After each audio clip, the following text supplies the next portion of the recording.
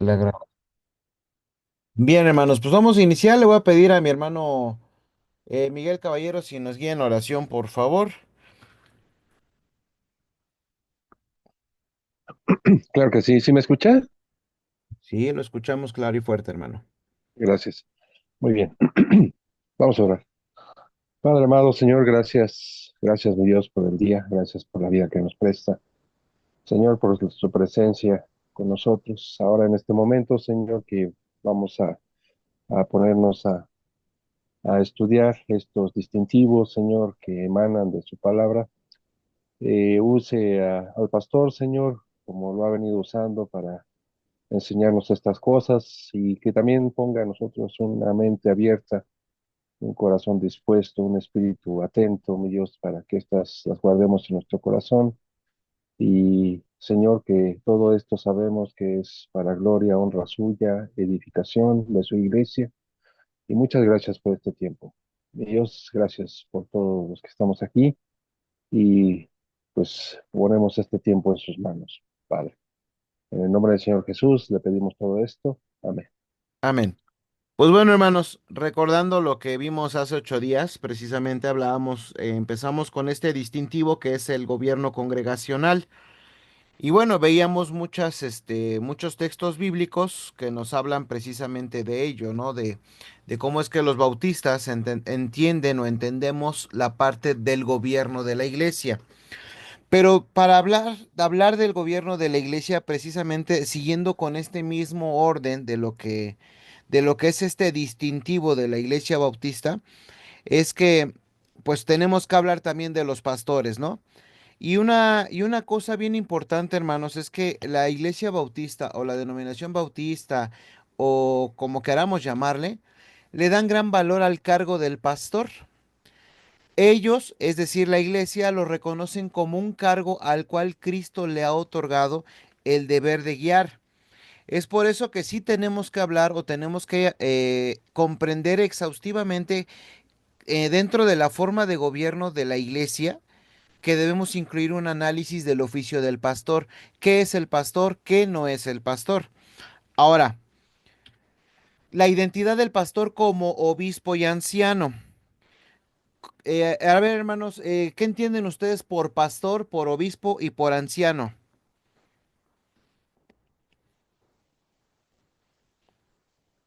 Nada más les voy a pedir que sean más dinámicos en sus respuestas, porque si no nos vamos a ir tarde, hermanos. Quiero a ver si podemos terminar hoy este distintivo. ¿Qué entendemos por pastor, obispo y anciano?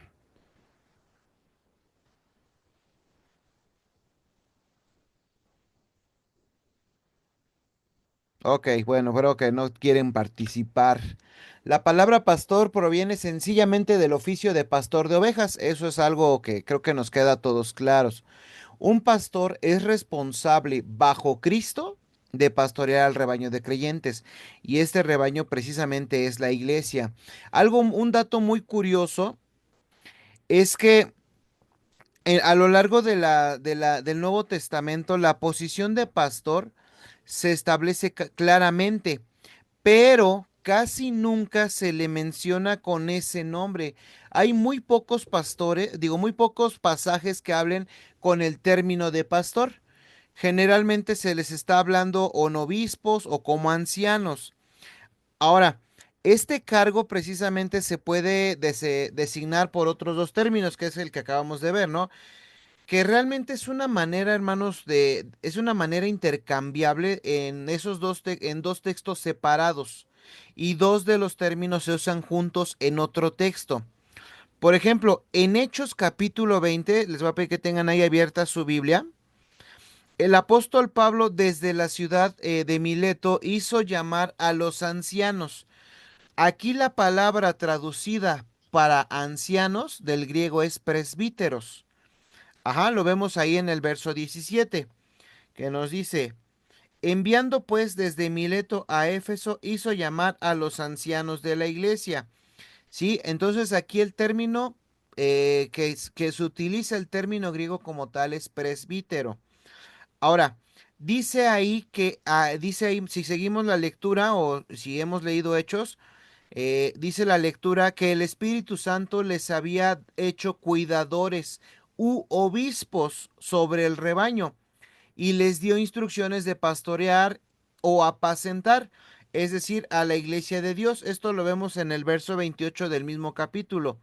Por tanto, mirad por vosotros y por todo el rebaño en que el Espíritu Santo os ha puesto por obispos para apacentar la iglesia del Señor, la cual él ganó con su propia sangre. En este texto, a cada anciano se le identifica como un obispo y se le da la responsabilidad de pastorear. Ese mismo intercambio aparece en Primera de Pedro capítulo 5.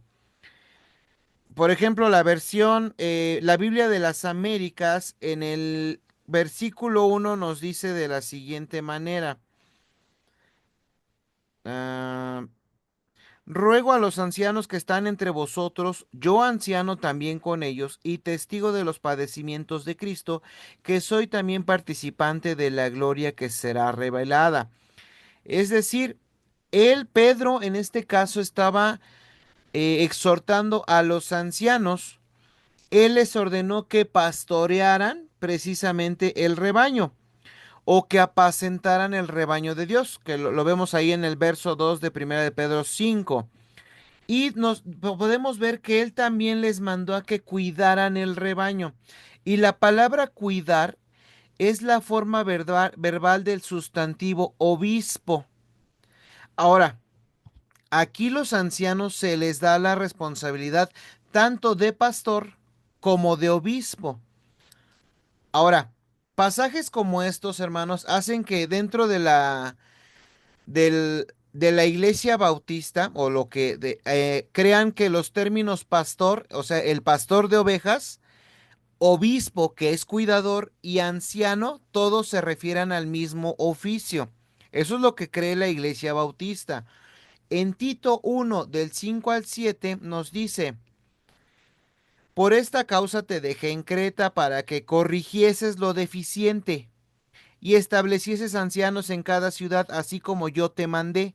El que fuera irreprensible, marido de una sola mujer y tenga hijos creyentes que no estén acusados, que no estén acusados de disolución ni de rebeldía, porque es necesario que el obispo sea irreprensible como administrador de Dios, no soberbio, no iracundo, no dado al vino, no pendenciero, no codicioso de ganancias deshonestas.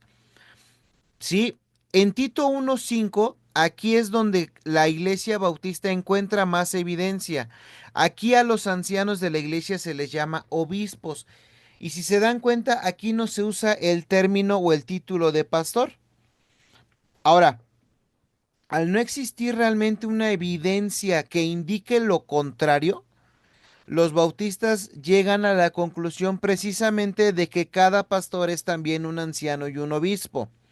Cada anciano también es un pastor y un obispo. Cada obispo, hermanos, es un pastor y un anciano. Por eso, hermanos, los bautistas no creen que existan ancianos que no sean pastores u obispos. Con esto, mis hermanos, obviamente hay otras denominaciones, otras iglesias que hacen una diferencia en en estas palabras, en estos cargos. Por ejemplo, algunos creen que el Nuevo Testamento enseña acerca de dos oficios de anciano. Uno, el anciano docente es quien también es el pastor y a veces llamado ministro de la palabra. Y el anciano gobernante, quien no es pastor. Pero por lo general estas iglesias creen que todos los pastores son ancianos que gobiernan, pero no todos los ancianos gobernantes son pastores. El caso más común que podría referirles precisamente es la iglesia presbiteriana, que maneja de esta manera su gobierno, su jerarquía de gobierno. Ahora, el texto más importante sobre el cual estas denominaciones apoyan esta posición es precisamente Primera de Timoteo 5:17, que nos dice, los ancianos que gobiernan bien sean tenidos por dignos de doble honor, mayormente los que trabajan en predicar y enseñar. Ahora, quienes desean, hermanos, hacer una distinción entre los ancianos que dirigen y los ancianos que enseñan, todos los ancianos gobernantes, es decir, lo cual incluye a los ancianos docentes, son al mismo tiempo responsables de tomar las decisiones dentro de la iglesia. Pero algunos de estos ancianos reciben doble honor porque trabajan en predicar y enseñar, o sea, la palabra y la doctrina. Por eso les decía, algunos que no son bautistas toman este versículo como suficiente garantía para insistir en que el oficio del anciano está dividido en dos áreas. La interpretación que las otras denominaciones dan sobre este mismo texto de 1 Timoteo 5:17 es posible, pero existe otra más probable, ¿sí? Por ejemplo, es cierto que este texto establece un contraste. Sin embargo, el contraste, hermanos, no es entre los ancianos que presiden y los que enseñan, sino entre los ancianos que gobiernan adecuadamente y los que gobiernan bien. Ahora, la característica, hermanos, de los ancianos que gobiernan bien es que ellos trabajan, lo opuesto a simplemente ejercer una función. A los que trabajan en predicar y en enseñar. En otras palabras, hermanos, los ancianos o a estos ancianos simplemente cumplen su deber predicando y enseñando de una manera adecuada, lo cual les da un doble honor, como fue lo que vimos ahí en Timoteo. El predicar y enseñar es el primer lugar que debe de tener un anciano, un pastor, un obispo. Y estos ancianos, quienes se dedican a esto, reciben el doble honor. Ahora, debido a que esta segunda interpretación es menos complicada, es la que se prefiere para la Iglesia Bautista. No obstante, 1 de Timoteo 5:17 debe de ser reconocido como un texto ambiguo, pues cualquiera de esas dos interpretaciones es posible. Y por esta razón no podemos usar como un texto en el cual se basa el argumento de cada una de las partes. En otras palabras, como lo hemos venido diciendo, si esta es la mayor evidencia para dividir el oficio de anciano entre los que enseñan y los que presiden, y que así lo es, porque realmente es este texto, entonces la evidencia no es lo suficientemente fuerte. Recuerden lo que vimos y repaso que hicimos el domingo en la clase escuela dominical, ¿no? Con respecto a la interpretación hermenéutica que debemos de darle a muchos textos. Ahora, ¿por qué los bautistas tendemos a o tienden a favorecer esta segunda interpretación? Pues creen que todos los ancianos gobiernan. ¿Recuerdan cuando vimos en el distintivo pasado precisamente la responsabilidad del creyente? Todos somos sacerdotes, debemos de saber gobernar, pero algunos, además de ello, se entregan a la tarea y en la función se esfuerzan por enseñar y predicar. Si ellos están en lo correcto, entonces este versículo también nos dice algo acerca de la naturaleza del liderazgo pastoral. Este implica, hermanos, que la predicación y la enseñanza son formas de presidir de los ancianos. En otras palabras, hermanos, el liderazgo pastoral no necesariamente parece estar tomando las decisiones en lugar de la iglesia, sino que puede parecer que esté equipando a la iglesia para tomar decisiones por sí mismas. Algunos teólogos eh, acuden a evidencias fuera del Nuevo Testamento para determinar la naturaleza del oficio del anciano. Recuerdan lo que vimos, ¿no? Que dentro de la Iglesia Bautista hay muchos teólogos que realmente no comprenden la enseñanza primaria y primogénea de la Iglesia Bautista sobre la cual se fundó la Iglesia Bautista. Y hablábamos acerca de deficiencias, ¿no? Teológicas. Bueno, A veces ellos preguntan, o muchos de estos teólogos que buscan estas evidencias fuera del Nuevo Testamento, preguntan cómo funcionaban los ancianos dentro de las sociedades judías o paganas. Y luego tratan de interpretar el oficio de anciano que aparece en el Nuevo Testamento a la luz de un trasfondo extrabíblico. La idea de que el oficio de anciano se desarrolló a partir de una forma social preexistente, por lo tanto su naturaleza, sus requisitos y funciones se pueden determinar examinando precisamente la posición de donde provino. El oficio eclesiástico, hermanos, del anciano puede bien representar un nuevo desarrollo creado por el Espíritu Santo durante la era neotestamentaria. Recuerden, cuando Timoteo se escribió, no existían muchas otras cartas o todavía no se leían en las demás iglesias las otras cartas de Pablo. ¿Sí? Recuerden que el oficio del copista en aquel entonces pues era relativamente caro porque pues eran rollos o eran pergaminos. Entonces, para poder hacer una copia pues era bastante complicado y sobre todo caro. Por eso es de que tardaban en llegar entre las iglesias los escritos de los apóstoles. Ahora, si el oficio de anciano se desarrolló o no a partir de una forma preexistente, como lo hemos dicho, no es realmente lo que importa. La iglesia bautista, hermanos, siempre afirma la autoridad absoluta del Nuevo Testamento en todos los asuntos de fe y práctica. Esto es, hermanos, porque los bautistas no tienen en cuenta los patrones de las sinagogas judías o las ciudades griegas para determinar la manera en que deben funcionar los ancianos dentro de la iglesia. Nosotros, como iglesia bautista, acudimos al Nuevo Testamento como una única y suficiente autoridad en este importante aspecto de la organización de la iglesia. Por eso, hermanos, el pastor o el obispo, como habíamos visto en este punto, ¿no? ¿Cómo identifica el Nuevo Testamento, la Biblia, a esto? Esto nos lleva a otro punto muy importante, el número de ancianos por iglesia. Ahora, la iglesia bautista, hermanos, a lo largo de su historia, a lo largo de estos cerca de 500, 600 años en que se ubica la iglesia bautista dentro de la historia del cristianismo, ha debatido en esta cuestión de cuántos ancianos debería o podría tener una iglesia. Algunos han favorecido, como les decía, por ejemplo, los que son congregacionalistas y puritanos, que así se le llaman, han favorecido la pluralidad de ancianos.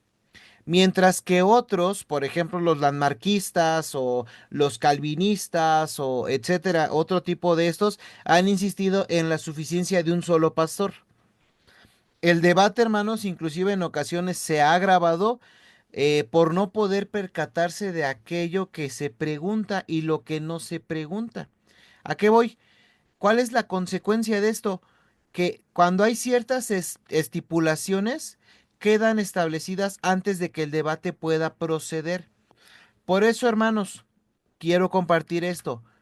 En primer lugar, el pluralismo de ancianos no es lo mismo que el gobierno de ancianos. Son dos cosas diferentes. Varios ancianos pueden funcionar como líderes o consejeros espirituales, aunque no funcionen como una junta que tome las decisiones. Sencillamente, hermanos, porque una iglesia que tenga múltiples ancianos no significa que ellos ejerzan la autoridad de tomar decisiones por encima de la congregación. Un segundo lugar es la pluralidad de ancianos no necesita dividir dicho cargo. Algunas iglesias poseen ambos, los ancianos que presiden y los ancianos que enseñan. Sin embargo, muchas iglesias con múltiples ancianos reconocen que cada uno de ellos es también un pastor y un obispo. Y en tercer lugar, la pluralidad de este oficio no obliga a la iglesia a utilizar a ancianos voluntarios, o sea, es decir, sin salario. Algunas iglesias, hermanos, como podemos ver, esperan que algunos de ellos puedan autosustentarse haciendo otros trabajos. Sin embargo, hermanos, muchas iglesias con multiplicidad de ancianos creen que están obligadas bíblicamente a pagarle a todos ellos. Esto pues no es tan cierto. Ahora, en cuarto lugar, la pluralidad de ancianos no necesariamente destruye ningún tipo de orden o estructura administrativa entre los pastores de la iglesia. Volvemos a lo mismo. ¿Qué es lo que creen algunas iglesias? Que todos los ancianos deberían ser absolutamente iguales en todos los aspectos. Otras, por ejemplo, reconocen que los ancianos pueden ser funcionalmente diferentes. Puede que tengan una estructura de autoridad entre ellos. Incluso cuando no haya diferencia en lo que al oficio de anciano se refiere, en otras palabras, hermanos, la pluralidad no existe, no exige una paridad completa en cada aspecto. En quinto lugar, hermanos, la cuestión de cuántos ancianos puede tener una iglesia no es la misma que la de cuántos ancianos debe de tener. El permiso, hermanos, no constituye un mandato. Si el Nuevo Testamento nos da permiso a la iglesia de tener más de un anciano, este permiso no constituye un requisito para que haya multiplicidad de ancianos o pluralidad de ancianos. Yo les preguntaría, ¿se le permite a la iglesia tener más de un anciano? Si vemos una lectura rápida del Nuevo Testamento, nos llevará a la conclusión de que la pluralidad de ancianos era una práctica común durante la era apostólica. Por ejemplo, en su primer viaje misionero, como habíamos visto en Hechos 14:23, dice, ¿no? En el verso 23, y constituyeron ancianos en cada iglesia y habiendo orado con ayunos, los encomendaban al Señor en quien habían creído. Pablo y Bernabé constituyeron ancianos, está hablando en plural, en cada iglesia, singular. Pablo mandó, por ejemplo, llamar a los ancianos, volvemos a hablar del plural, de la iglesia de Éfeso, ahí en Hechos 27, ¿no? Que nos dice, enviando pues desde Mileto a Éfeso, hizo llamar a los ancianos de quién? De la iglesia.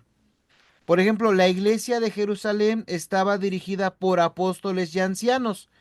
Hechos 15:6 nos dice, y se reunieron los apóstoles y los ancianos para conocer de este asunto.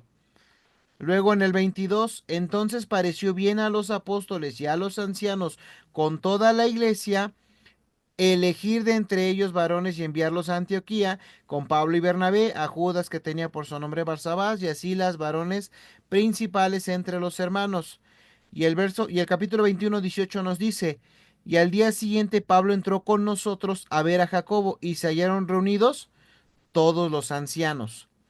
Entonces, hermanos, por ejemplo, en Creta, ¿no? El texto de Tito 1:5 dice que Tito debería de ordenar o establecer ancianos, es decir, en plural, en cada ciudad.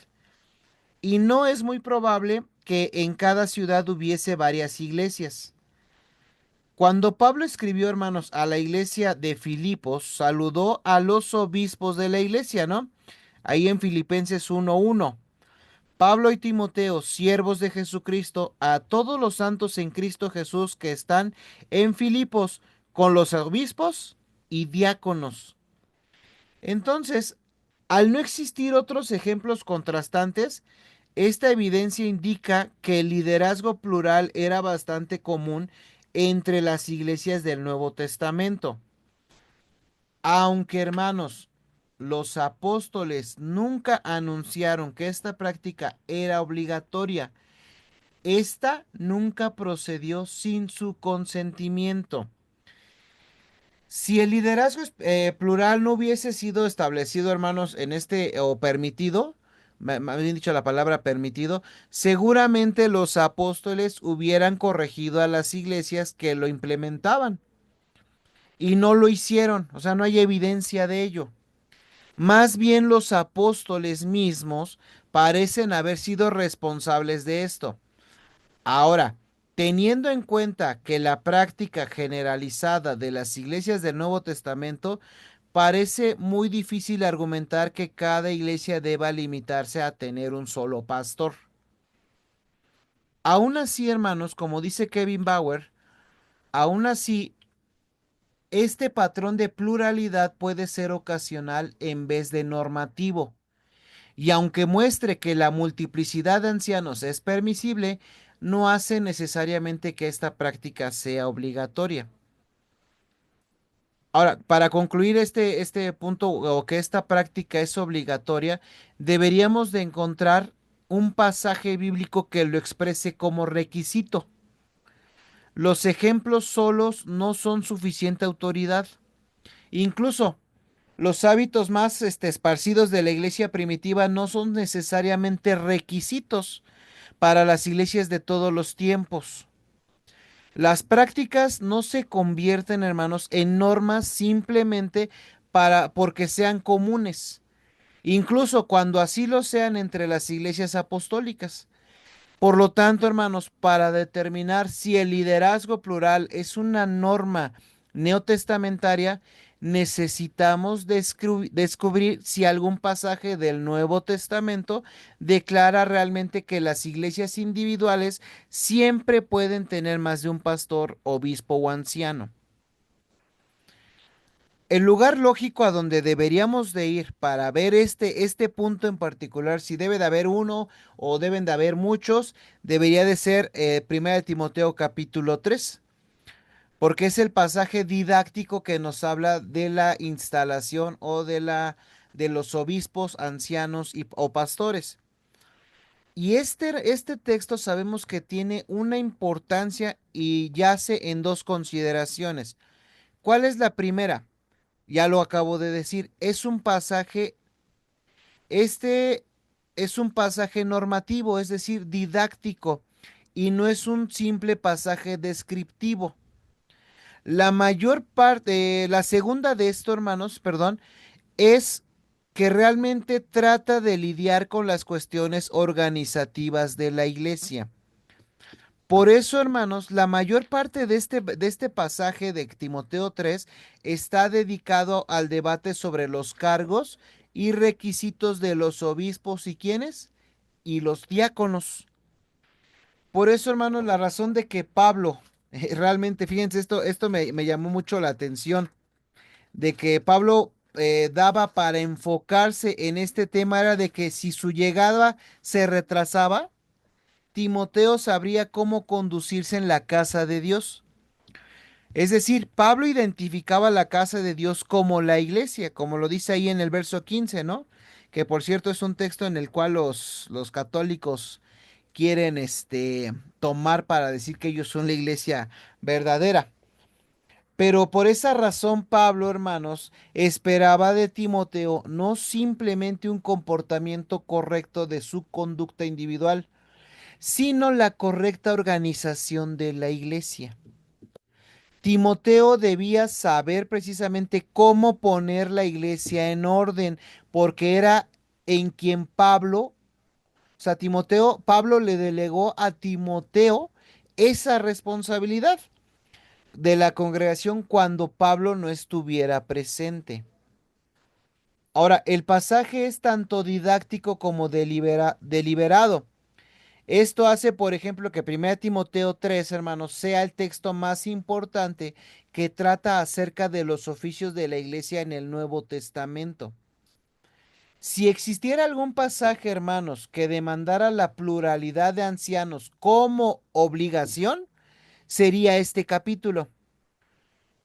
Por supuesto, hermanos, el Nuevo Testamento pudiera expresar este requisito en cualquier otra parte, pero si la pluralidad de ancianos fuera un requisito para las iglesias neotestamentarias, este pasaje en particular es donde deberíamos esperar encontrarlo. Por eso, 1 Timoteo 3, hermanos, que hemos leído muchísimo a lo largo de estos casi 2 años que tenemos estudiando, el apóstol primeramente habla del oficio del obispo, en los versos del 1 al 7, y luego traslada su atención hacia dónde, hacia los diáconos, que son los versos del 8 al 13. Todas las referencias, hermanos, acerca de los diáconos están en plural, lo cual indica que el patrón normal de una iglesia completamente organizada es la multiplicidad de diáconos. Sin embargo, cuando se hace la referencia al obispo, lo hace en singular, ¿sí? Este es el caso en donde Pablo se está refiriendo al oficio. Por ejemplo, en el verso 1 del capítulo 3. Palabra fiel, si alguno anhela obispado, buena obra desea.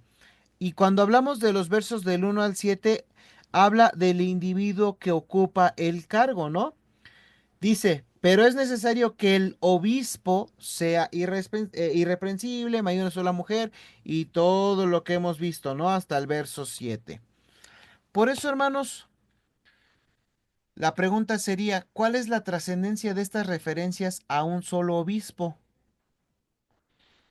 Es verdad, hermanos, y esto es cierto, no que la iglesia esté limitada a tan solo un obispo o un pastor o un anciano, porque en muchos otros textos, como lo hemos visto, se muestran a las iglesias del Nuevo Testamento precisamente con esta multiplicidad de ancianos.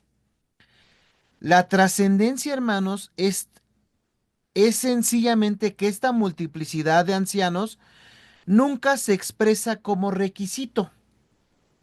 Incluso en 1 Timoteo 3, que es el pasaje más importante, perdón que haga tanto énfasis en ello, porque aquí es donde se debería de expresar, por eso es el pasaje más importante en cuestión de la organización de la iglesia. Pablo no le pide a la iglesia que tenga varios obispos o ancianos. En el texto clave que trata sobre los cargos en la iglesia, un solo obispo es suficiente para cumplir este requisito de organización de la iglesia. A veces la objeción surge precisamente, cuando surge esta objeción de lo que estamos hablando, es cuando hace ese cambio del singular al plural. Es decir, primero obispos y luego habla de diáconos.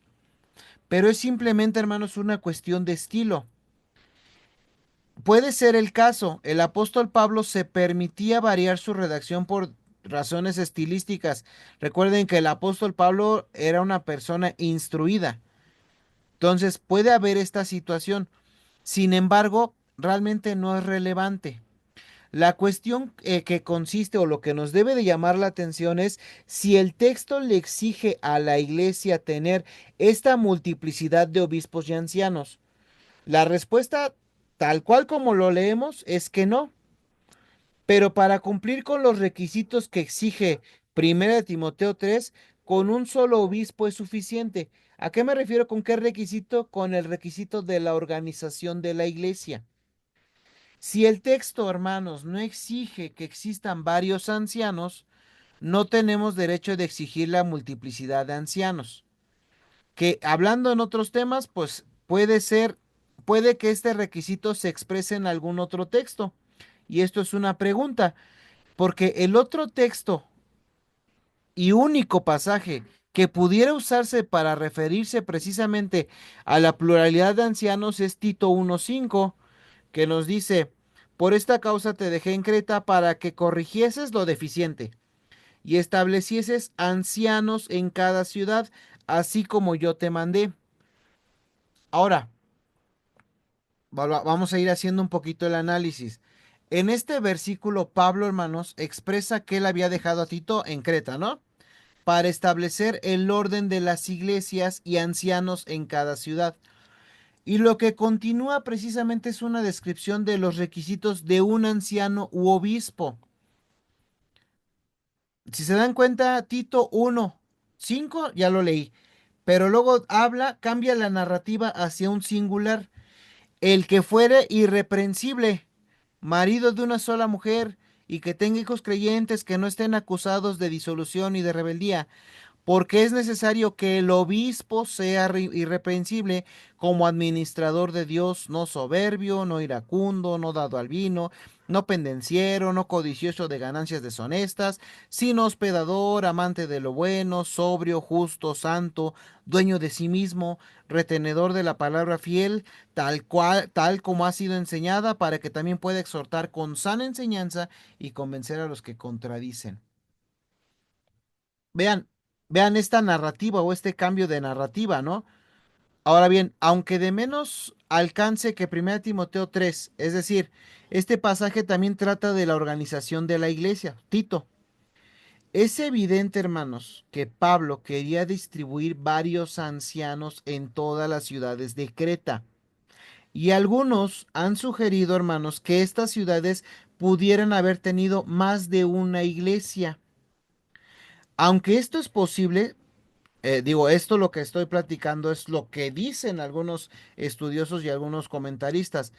Aunque esto es posible, esta sugerencia parece poco probable. ¿Por qué? Si este pasaje se refiere o no a la multiplicidad de ancianos para todas las iglesias, está sujeto a dos consideraciones. En primer lugar, eh, la expresión en cada ciudad no es una traducción literal del texto griego. Lo que Pablo realmente escribió es que quería que Tito estableciera ancianos según las ciudades, o como diríamos actualmente, ciudad por ciudad. Eso es lo que dice realmente la traducción literal del texto griego. Ahora, la idea pudiera ser no que Pablo quisiese establecer varios ancianos en cada ciudad, sino que quisiese que los ancianos fuesen distribuidos a través de las ciudades de Creta sin tener en cuenta el número de ancianos en cada ciudad individual. Ahora, en segundo lugar, espérame tantito, así. En segundo lugar, este versículo, Pablo afirma, hermanos, de manera, ¿cómo decirlo?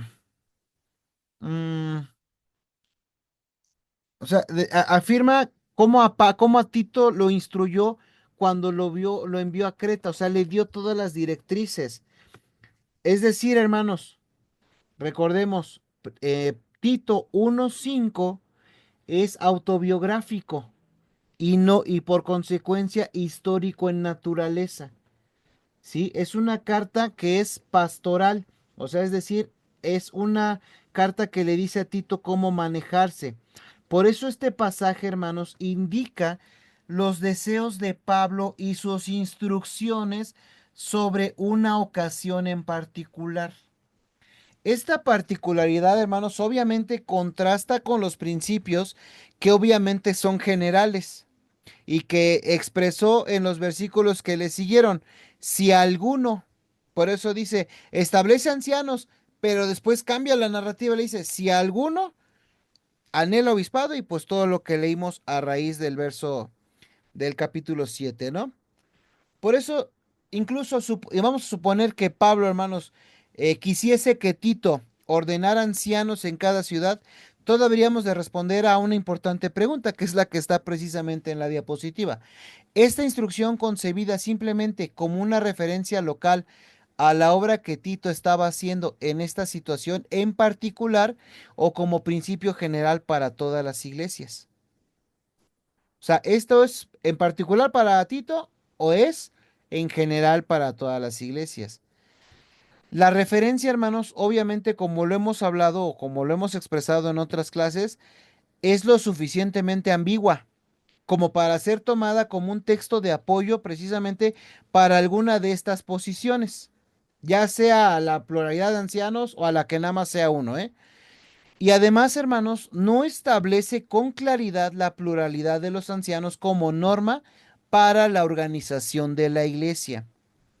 Por eso, hermanos, históricamente, eh, esa es la razón por la cual la mayoría de las iglesias bautistas han creído que un solo pastor es suficiente para cumplir con el requisito bíblico para una iglesia debidamente organizada. Por eso decimos que si hubiera sido, no, como algo obligatorio, debió o debe de aparecer sobre todo en Tito, en este capítulo 1 o en Timoteo 3, pero en ninguno de estos dos textos articulan este requisito que apoye la pluralidad de ancianos y que claramente se aplique a todas las iglesias de todas partes. Tampoco existe otro pasaje, hermanos, en el Nuevo Testamento que lo apoye. Entonces, la Iglesia Bautista, hermanos, va a afirmar lo que es obvio. Volvemos a lo mismo, debido a que el Nuevo Testamento es la norma de fe y práctica de la Iglesia. En ningún lugar del Nuevo Testamento se refiere a la pluralidad de ancianos, y esto no debe de ser tratada como un requisito neotestamentario. El uso de varios ancianos, hermanos, obviamente es claramente permisible y hasta era común en la era neotestamentaria, como lo vemos en el libro de Hechos. Por consiguiente, hermanos, las iglesias pueden tener más de un anciano si encuentran que la pluralidad les es beneficiosa. No obstante, casi todos los bautistas, casi todas las iglesias bautistas concuerdan en que la pluralidad de ancianos no es un requisito bíblico. Si un solo pastor es suficiente para satisfacer las necesidades de una iglesia, por ejemplo, nuestra iglesia, que es una pequeña iglesia aún, bueno, entonces la iglesia no está violando ninguna norma neotestamentaria al añadir o no añadir a otro pastor. Ahora bien, no sé si hasta aquí haya alguna pregunta o algún comentario para pasar al siguiente. No, pastor, todo bien, gracias. El hermano habló por No, ti. tampoco, hermano, yo de mi parte no.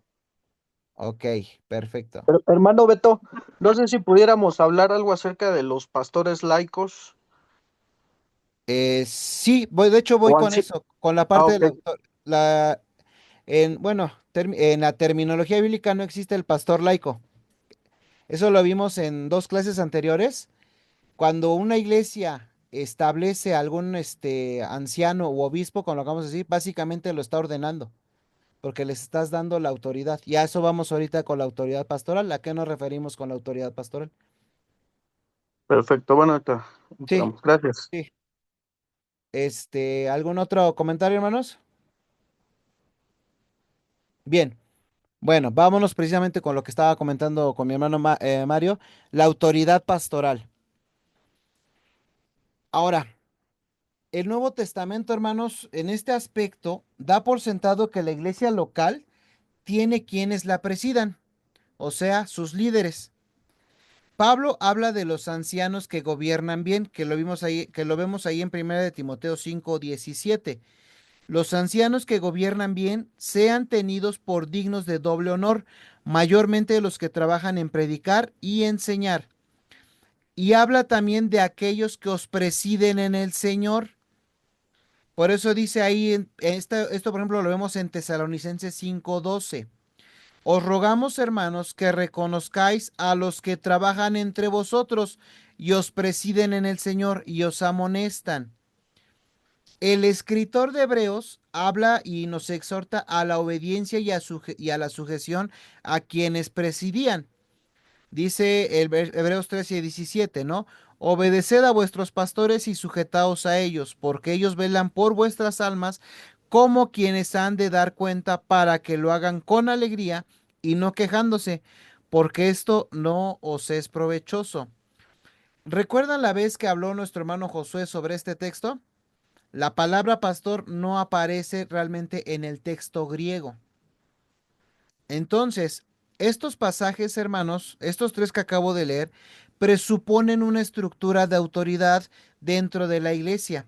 En esta estructura, hermanos, de manera particular, ¿cómo decirlo? Algunos miembros responden ante otros. Por ejemplo, Timoteo nos hablaba de los ancianos. Y recuerden que cuando la Biblia habla de anciano, está hablando precisamente, en este caso, del pastor. Pero Primera de Tesalonicenses nos habla de los que os presiden en el Señor. Ajá. Y Hebreos pues exhorta precisamente a la obediencia. Por eso, casi todos los intérpretes concuerdan en que los ancianos son quienes ocupan esta posición de liderazgo. Debido a que los bautistas, hermanos, consideran que la posición de anciano es la misma que la de pastor o obispo, la iglesia bautista infiere que los pastores deben de gobernar o dirigir. El reconocimiento de esta función precisamente de liderazgo hace que surjan interrogantes importantes que los bautistas estamos obligados a responder. Por ejemplo, ¿cómo ejercen el liderazgo los pastores? Es una pregunta, ¿no? Esta de hecho es una pregunta que me hicieron para mi ensayo de la historia de la iglesia bautista dentro de la historia del cristianismo. La otra, ¿cómo es que la cómo es la autoridad pastoral y cuáles son sus límites? La otra, ¿cómo sigue la congregación ese liderazgo? U otra pregunta, ¿cómo se equilibra el liderazgo del pastor con la autoridad de la congregación en la toma de decisiones? Son preguntas que nos debemos de hacer como que estamos obligados a responder dentro de una iglesia bautista. Varias consideraciones indican que la autoridad del pastor, es decir, su liderazgo o dirección, consiste primeramente en su enseñanza y ejemplo, y no en la capacidad que tenga de tomar decisiones que la congregación acate. Este es un punto bien importante. Por eso, hermanos, la primera consideración es que el Nuevo Testamento muestra a las iglesias y no a los pastores tomando las decisiones más importantes. Por lo general, las iglesias del Nuevo Testamento escogían a sus propios siervos y los llamaban a responder ante ellas. Las iglesias del Nuevo Testamento, hermanos, tenían la autoridad de expulsar a los miembros que permanecían en pecado y a readmitir a quienes volvían arrepentidos. Que esto lo vimos en la membresía pura de la iglesia, cuando vimos la parte de la disciplina de la iglesia.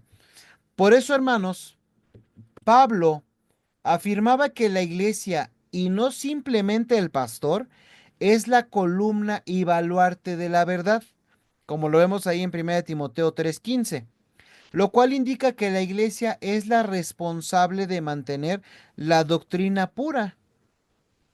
Por eso, hermanos, en las escrituras no existe ningún ejemplo claro de un pastor que tomara las decisiones más importantes en lugar de la iglesia. Ahora, la segunda consideración es que la autoridad para dar aprobación y tomar decisiones le está explícitamente prohibida al pastor. Vamos a ver textos. Al escribir a los ancianos, por ejemplo, Pedro decía que no debería de actuar el pastor como si tuviera señorío sobre la grey, ¿no? Primera de Timoteo 5:3 dice, no como teniendo señorío sobre los que están a vuestro cuidado, sino siendo ejemplos de la grey.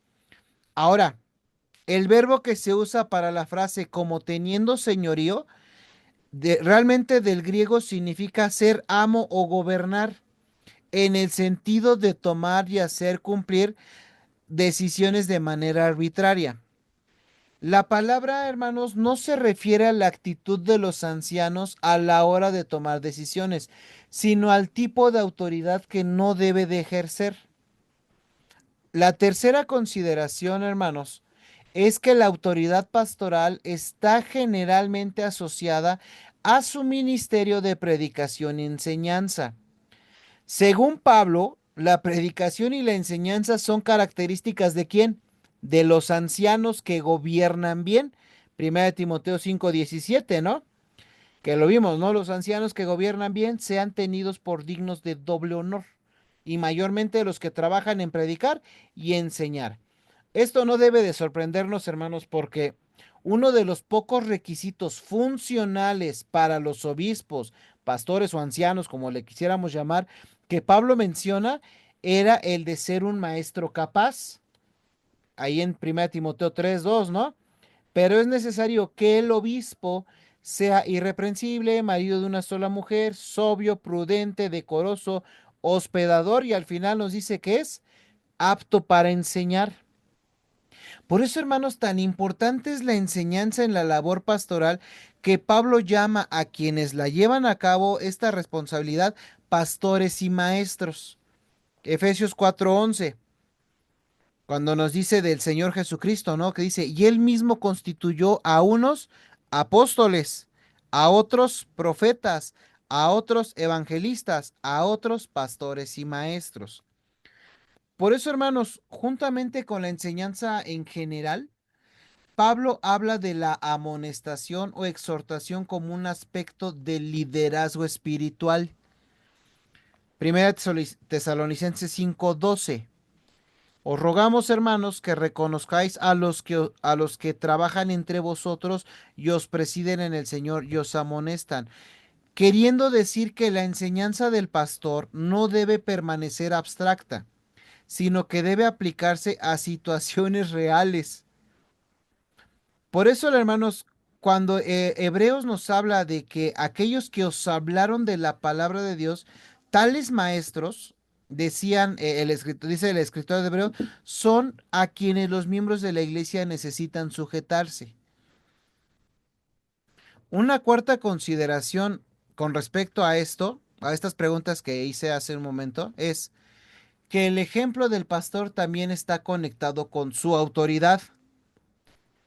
Aunque Pedro les prohibía a los pastores, hermanos, ejercer una autoridad que tomara decisiones arbitrarias sobre la iglesia, él les exigía que fueran ejemplos del rebaño, ¿no? Como lo vimos ahí, ¿no? Sino siendo ejemplos de la grey, termina, ¿no? El texto de 1 de Pedro 5:3.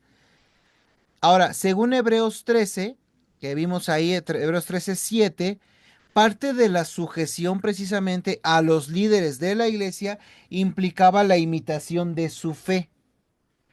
Estas enseñanzas, hermanos, concuerdan muy bien con el ministerio del apóstol de Pablo, digo, el apóstol Pablo, perdón, ¿no?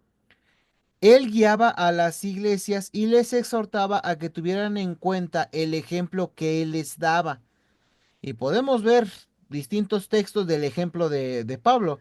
Primera de Corintios 4:16, Primera de Corintios 11:1, que es el más conocido por todos. Sed imitadores de mí, así como yo también de Cristo. Filipenses 3:17 y Segunda Tesalonicenses 3:9. Pero también él instruyó a Pablo y a Timoteo y a Tito, hermanos, precisamente para que fuesen ejemplo. ¿Recuerdan Primera de Timoteo 4:12?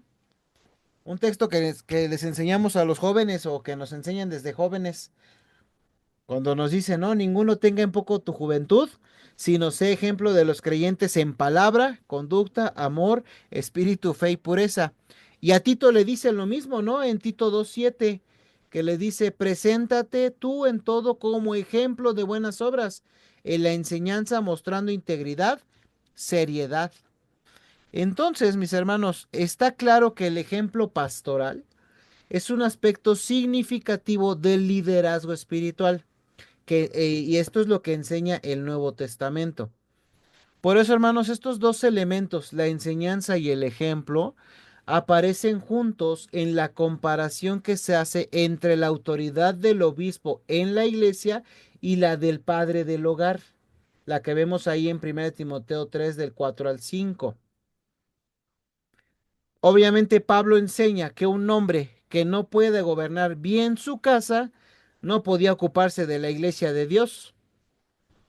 Esta comparación es especialmente relevante si recordamos cómo estaba estructurado un hogar del primer siglo, cuando cuyo núcleo familiar, hermanos, obviamente era más complejo que el hogar de la era que estamos llevando hoy, ¿no? Lo más probable, hermanos, es que el mismo, que este núcleo del que está hablando Pablo incluyera al esposo, la esposa y posiblemente a los hijos pequeños. Sin embargo, hermanos, también podría incluir a hijos adultos, a padres ancianos, a suegros, sirvientes o esclavos de la casa y a veces hasta huéspedes. Lo que nos dice, por ejemplo, el comentarista Barclay en sus comentarios a la primera carta del apóstol Pablo a Timoteo. Pero una familia cristiana de esta índole, hermanos, continúa diciendo este comentarista, no podía ser dirigida de manera exitosa por un hombre que simplemente se conformara con imponer órdenes. O sea, vean ese, por eso hace ese ejemplo, ¿no? De el apóstol Pablo con el líder de la casa y para la iglesia. Por eso, hermanos, el liderazgo seguramente dentro del hogar incluía instrucción, persuasión, coordinación, ilustración por medio del ejemplo. Todo esto matizado con una actitud de interés abnegada. Es decir, lo que Pablo quería decir con esto era de que el liderazgo de una iglesia podía llegar a ser aún más difícil, posiblemente porque un padre podía tomar ciertas decisiones de manera unilateral, mientras que el pastor no podría hacerlo. Por eso, hermanos, las epístolas neotestamentarias nos muestran una imagen clara del liderazgo pastoral. Por eso, hermanos, se espera que los pastores, y hablando de todos, los pastores sepan guiar, pero su autoridad es más bien de naturaleza moral y no de tomar decisiones arbitrarias. Por eso, hermanos, los pastores no toman decisiones que debe de tomar la iglesia, sino que enseñan las escrituras de tal manera que prepare a la iglesia para tomar decisiones sabias por sí mismas. Recuerdan que esto lo vimos en la responsabilidad genuina del creyente.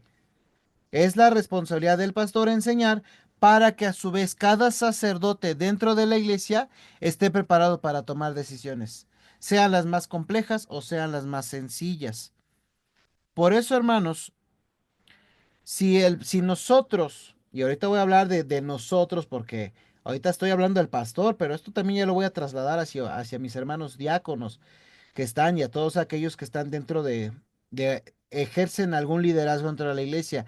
Si vivimos nuestra fe de manera transparente y muy transparente, tanto que las congregaciones puedan ver a través de nuestro ejemplo, vamos a tener ese fruto o va a haber ese fruto. Y ese fruto, todo esto si lo hacemos también, hermanos, con un espíritu de mansedumbre, amabilidad y paciencia, esto va a evitar que entremos en contiendas. Ahora, en otras palabras, hermanos, el pastor no tiene autoridad propia, sino que opera estrictamente con la autoridad de Cristo, una autoridad mediada solamente por la palabra de Dios. Las opiniones particulares de un pastor, hermanos, no tienen más autoridad que las opiniones de cualquier otra persona. Su autoridad, hermanos, o la autoridad del pastor y de todos nosotros consiste en la proclamación de las escrituras a medida que explicamos o que se explique de manera correcta su significado.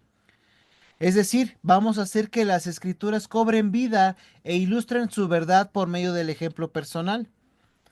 Cuando el pastor, los diáconos o los líderes hayamos hecho estas cosas, hermanos, el pueblo, la iglesia, se va a sentir moralmente obligada a sujetarse a él y a obedecerle. Esto realmente se lo volé a mi hermano Josué, ¿no? En este punto. Por eso, y lo que dice, ¿no? Precisamente la sujeción de la iglesia no va dirigida personalmente a él como hombre, ni tampoco al oficio de pastor, por así decirlo. La sujeción va dirigida a la palabra de Dios que él ha proclamado, explicado, aplicado y vivido. Si nosotros, hermanos, o los pastores, diáconos, no somos capaces de obedecer bajo estas circunstancias, entonces no tenemos una posición ventajosa, ¿sí? Cuando nosotros tengamos que dar cuentas por las almas, si la iglesia no se sujeta en base a esto, a lo que la palabra de Dios ha proclamado, explicado, aplicado y vivido, entonces Jesucristo, hermano, nos tendrá como responsables de su desobediencia. ¿A qué voy con esto, hermanos? Por ejemplo, una buena ilustración de una autoridad pastoral en función la podemos encontrar en la iglesia reunida en Hechos 15. Volvemos a este mismo pasaje, es lo que nos enseña la escritura. Recuerda, ¿no? Para no hacer todo el contexto nuevamente, recordamos, la iglesia se reúne para conocer sobre un asunto en particular que algunos hermanos de esa iglesia habían ido a otras congregaciones a enseñar que debían guardar la ley de Moisés, ¿no? Ahora, todo esto obviamente propició un debate, no simplemente entre los miembros de la iglesia, sino entre el liderazgo. Por eso Pedro explica, ¿no? Para tratar de desenmarañar este asunto, primero habla Pedro y dice, oigan, a ver, yo fui con Cornelio y tuve esta visión de que, pues ahora comprendo que a los gentiles también se les da la salvación. Ajá. Pero Jacobo fue el que se pronunció finalmente, ¿no? Haciendo que las escrituras del Antiguo Testamento se refirieran al problema y les propuso la solución. Su enseñanza y aplicación eran tan convincentes que toda la iglesia adoptó su recomendación. Es decir, esta situación claramente, hermanos, involucraba el liderazgo pastoral por parte de Jacobo. Sin embargo, también involucraba la decisión congregacional antes de que se implementara su proposición. Entonces, hermanos, la autoridad pastoral consiste primeramente en predicar, enseñar y dar el ejemplo. Por eso podemos decir que los pastores no ejercen el poder de tomar decisiones por encima de la congregación. Sin embargo, los pastores sí tienen la autoridad de tomar decisiones en un área importante. Si la autoridad, hermanos, pastoral es una cuestión de enseñar, entonces los pastores debemos de ser capaces de decidir qué se va a enseñar. Nuestra labor, hermanos, como pastores, es la de enseñar y nuestro deber es de enseñar a la congregación. Entonces debemos supervisar el ministerio de enseñanza de la iglesia. Este es algo bien importante, porque hermanos, cuando la iglesia llama al pastor, cae sobre él el deber de instruir a la congregación. Dice Kevin Bauer en este libro, para cumplir esa responsabilidad también se le debe de otorgar el derecho de decidir qué se le va a enseñar a la iglesia y cómo hacerlo. Los pastores no tienen que pedirle permiso a la congregación para predicar un mensaje que no sea muy popular y no deberían atiborrarse de programas y prácticas que vayan en detrimento de la asimilación y aplicación correcta de los principios bíblicos. Es decir, hermanos, el pastor o los pastores deben tener la palabra final, no solo en cuanto a lo que sucede en el púlpito, en el púlpito, sino también en cualquier otra área del ministerio de la iglesia que comunique verdad y provoque devoción a Dios. Por supuesto, hermanos, los que no son pastores, aquí voy a tocar un poquito o retomar este tema que me decía mi hermano Mario de los laicos. Los que no son pastores también pueden enseñar en diferentes áreas del ministerio de la iglesia, pero cualquiera que lleve a cabo el ministerio de enseñanza en la iglesia, así como maestros, escuela dominical, líderes de jóvenes, femenil, varones, deben de responder al pastor porque la autoridad de la enseñanza que tienen los pastores abarca áreas del ministerio precisamente como lo es el de la música, los grupos de damas, caballeros, infantiles, juveniles y los estudios bíblicos que se dan en las casas en los cuales participan los miembros de la iglesia. Pero eso sí, hermanos, esto incluye cualquier aspecto que comunique contenido bíblico o doctrinal o que influya en la sensibilidad cristiana. Por eso esto puede estar incluso, hermano, relacionado con aspectos del diseño, vamos a llamarlo arquitectónico y ornamentación del interior de una iglesia. Por eso, hermanos, la autoridad del pastor en estas áreas no debe de ser simplemente reconocida, sino también recibida con agrado. El principio que vemos aquí es sencillo, hermanos. Si la autoridad del pastor consiste en enseñar, él debe de ser capaz de enseñar a la congregación. El pastor debe de ser capaz de hacerlo sin que constantemente su enseñanza genere contradicción o debate dentro del ministerio de la iglesia. Obviamente, hermanos, es posible que se encuentre oposición personal, pero la manera en que se maneje ya es otro asunto. Por eso, hermanos, el ministerio pastoral, obviamente va a ser más poderoso ese ministerio y su liderazgo va a ser más eficaz cuando todo el ministerio de enseñanza de la iglesia lo esté. Va esto bajo la supervisión y coordinado para lograr los mismos objetivos. Por eso, hermanos, ya sea que la iglesia en un momento dado deba enfatizar en un aspecto o no deba hacerlo en otro, es realmente una decisión pastoral. Cuando una congregación llama a un pastor, hermanos, en principio está reconociendo esta delegación de autoridad. En otras palabras, hermanos, una iglesia local que está organizada según el modelo neotestamentario tiene dos centros de autoridad. Por una parte, la congregación posee la autoridad y tiene la responsabilidad de tomar decisiones acerca del liderazgo de la iglesia, la membresía, las normas, la dirección y los programas. Y el pastor como miembro de la iglesia está obligado a sujetarse a la autoridad de la congregación. Pero por otra parte, el pastor tendrá la autoridad de predicar, enseñar, aplicar e ilustrar la palabra de Dios, siempre y cuando haya fidelidad y enseñe las escrituras de manera relevante a la vida. La congregación está obligada a obedecer. Además, hermanos, cuando la congregación tome decisiones, debe hacer más que simplemente contar votos. Debe tomar en cuenta el consejo del pastor o los pastores o los ancianos, nutrido por las escrituras y respaldado con su ejemplo, para que así sea de gran peso ese consejo.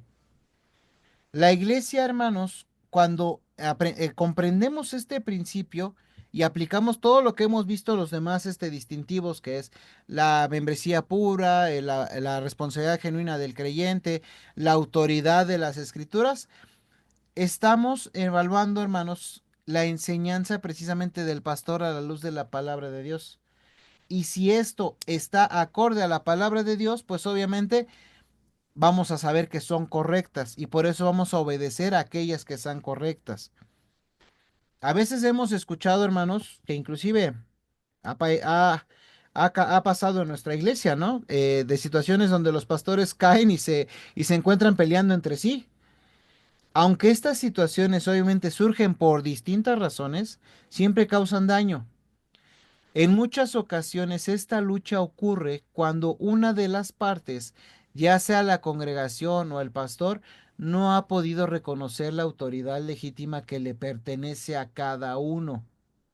Existe la gran realidad de que los pastores necesitan sujetarse a sus iglesias, pero también es muy real, hermanos, que las iglesias necesitan sujetarse a sus pastores. Si una de las partes falla en esta relación mutua de sujeción, hermanos, ciertamente el problema está a la puerta. Por eso, hermanos, en resumen o como conclusión, las iglesias bautistas tienen gobierno congregacional, pero también son guiadas pastoralmente. El gobierno congregacional y el liderazgo pastoral no son contradictorios, sino que se complementan. Si queremos que una iglesia funcione bien, debe de tener a ambos. Y yo creo que hasta aquí voy a dejar, hermanos. Vamos a llevar una tercera parte de este porque ya es bastante noche. Entonces, hermanos, comentarios, preguntas, dudas. Una pregunta, hermano. Lo que habla aquí en Efesios 4:11, cuando se designan, a ver, déjame ver, apóstoles, profetas, evangelistas, pastores, maestros, bueno, aquí no dice propiamente misioneros y demás, pero bueno, también son figuras de liderazgo. ¿Estos, a su parecer, son ancianos o no? A mi parecer, sí serían ancianos, pero hay que denotar, por ejemplo, cuál es la denotación de cada figura en la actualidad. Porque, por ejemplo, cuando hablamos de ancianos, obispos, pues, estamos hablando de pastores. Por ejemplo, cuando hablamos de profetas, si lo vemos en una connotación más actual, el profeta es quien predica, estaríamos hablando de un evangelista. ¿El otro cuál Ok, era? ¿El otro cuál era? Pastores, sí, profetas. son, bueno, obviamente está el apóstol, que es una figura a lo mejor que ya no tenemos, pero está el profeta, el evangelista, obviamente el maestro, el pastor, que finalmente, como decías, ¿no? Al inicio, la figura tanto de pastor como de maestro, como de anciano, finalmente se puede como intercambiar, ¿no? Situación que también creo que es así. Entonces, estas figuras podríamos considerarlas también como ancianos, ¿no? Ujú. Sí, claro que sí. Como con Eh, sus dones. Bueno, Exactamente. y el otro tema importante era ahí el pastor laico, ¿no? Que finalmente yo creo que el pastor laico a lo mejor en nuestro contexto bautista a lo mejor se interpreta un poco más como aquel líder, aquel anciano que no propiamente a lo mejor está dedicado, ¿no? Sino que a lo mejor, pues bueno, también tiene un trabajo secular o no recibe un salario como tal, ¿no? Y sin embargo, bueno, ejerce también un papel de liderazgo, ¿no? Dentro de la iglesia. Sí, ¿O aquí, cómo lo visualizas esa de hecho, parte no, de hecho, aquí del maestro? en ese punto que acabas de comentar, aquí es, por ejemplo, donde entra lo que decías tú hace 8 días, ¿no? Que hay ciertas cosas que se han vuelto por tradición. Realmente la palabra laico no existe en la Biblia. O eres anciano o eres diácono. En esa cuestión solamente hay dos oficios que aparecen en el Nuevo Testamento. Por eso cuando hablé, de hecho hablé acerca de estos que no reciben un salario, ¿no? Pero a final de cuentas son ancianos, son pastores, son obispos. Hay otras denominaciones, por ejemplo, que interpretan la palabra anciano como el hombre maduro o el hermano maduro. Es correcto. Ajá, entonces por eso creo que por ejemplo yo sí estaría más, como opinión personal, sí estaría más a favor de quitarnos esa idea de que hay un pastor laico, porque a final de cuentas el que enseña va a tener un grado de doble honor dentro de la congregación y esto en automático lo convierte en un pastor, a lo mejor con unas funciones diferentes. De hecho, el siguiente tema que me tocaba hablar, por eso que les decía que ya es un noche, es precisamente iba a hablar acerca de la relación entre pastores, ¿no? O sea, cuando hay esta pluralidad, que ya vimos que no es algo que sea obligatorio, pero tampoco es algo que no esté prohibido.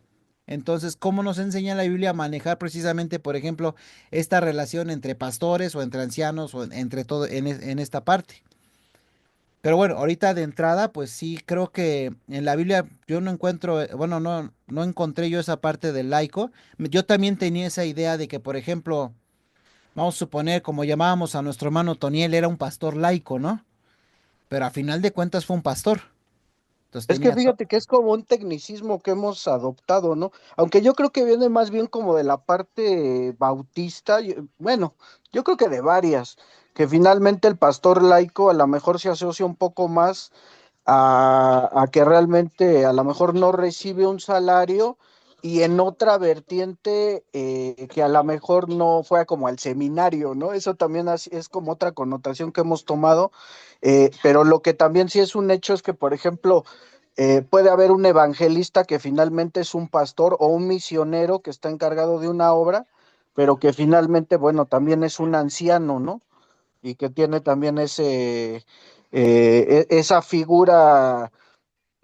Me gusta a lo mejor más decirle anciano porque a lo mejor pastor como que tiende un poco más, o bueno, a lo mejor lo que dices, ¿no? Tenemos como esa figura de que el pastor a lo mejor está más dedicado en su tiempo, de que finalmente recibe un salario, de que a lo mejor se fue al seminario, cosas así por el estilo, que a veces como que da la línea más hacia pastor y a veces los ancianos van un poco más a la línea como que no reciben como esa remuneración o a lo mejor no trabajan al 100% como pudiera ser, por ejemplo, los líderes, ¿no? Los ministerios, por ejemplo, que también son ancianos, ¿no?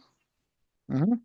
Sí, de hecho, ahorita estaba recordando precisamente esto que hablas de, el término laico aparece en la iglesia de Roma. Ahorita estoy buscando la referencia, porque ya lo había leído. Aparece precisamente cuando la iglesia de Roma empieza con esta parte del sacramento del orden sacerdotal. Entonces, aparece ahí por primera vez la palabra laico.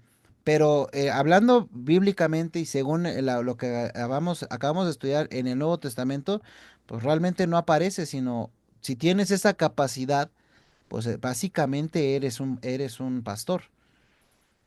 Por eso es lo que les decía, inclusive, ya bien recuerda, ¿no? La vez pasada, a veces tendemos a usar de que no es que, ¿quién puede bautizar? Solamente el pastor, pero el pastor ¿qué? Ordenado.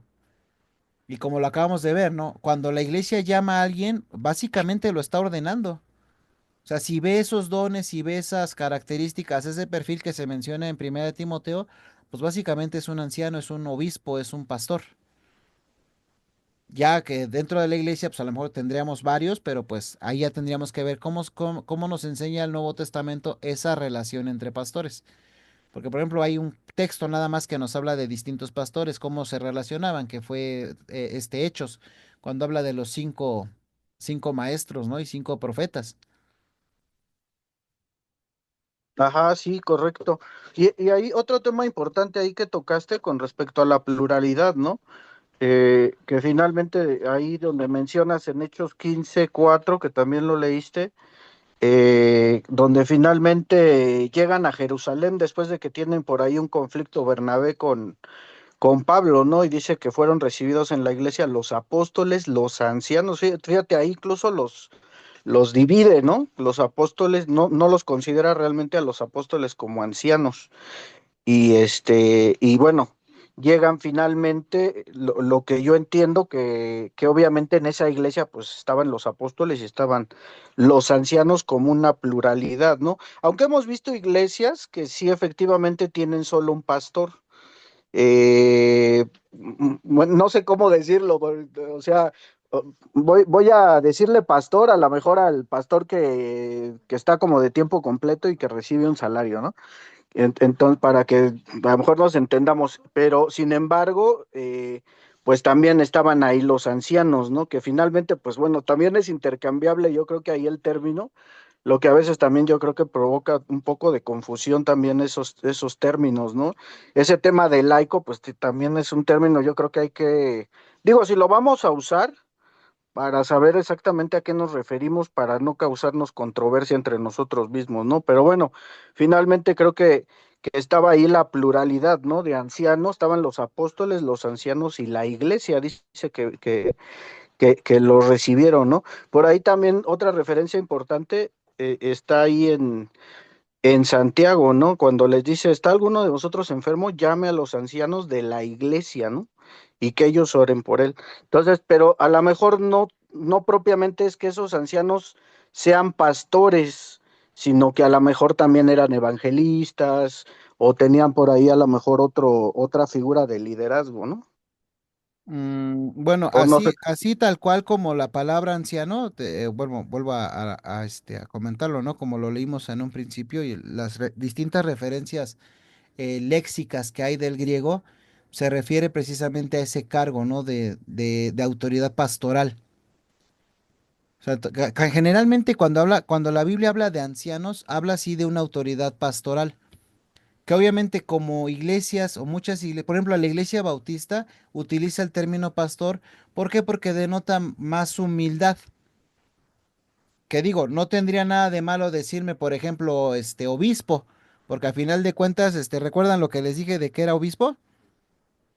¿Cuál era Pues la un definición? pastor también, ¿no? No, Un pastor. hay otro término que utiliza en cuestión del obispo. Ahorita lo estoy buscando. Ah, ok. La palabra obispo significa cuidar, cuidador. Y la palabra ancianos, por eso cuando hablamos de que esto de la palabra ancianos, precisamente es esta persona más madura, pero se designa como el término de pastor o anciano. Entonces Pero, también, finalmente intercambiable, ¿no? ¿O no? ajá, o sea, intercambiable el término, pero a lo mejor la función es la misma.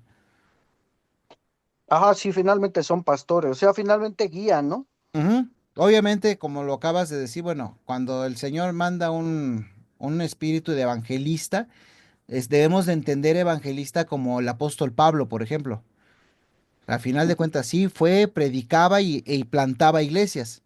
Claro. Y él Esas, mismo se llama anciano ahí en un versículo, él dice, anciano yo con ellos, ajá, ¿no? Por ahí. exactamente, Entonces, porque tiene una todos los autoridad. evangelistas y los ministerios, y en este caso los que finalmente son ministerios, por ejemplo, el ministerio de evangelismo es un ejemplo, ¿no? Ese también es un anciano, ¿no? Finalmente. Ujú.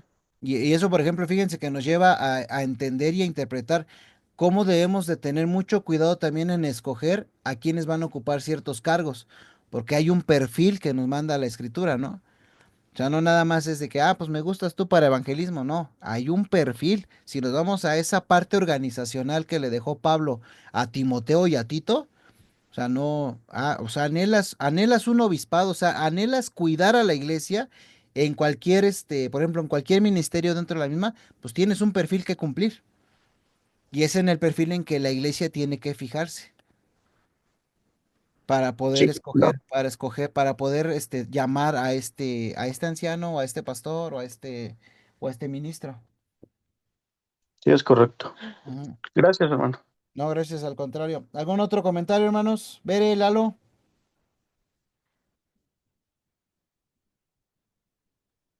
No, hermano, todo bien.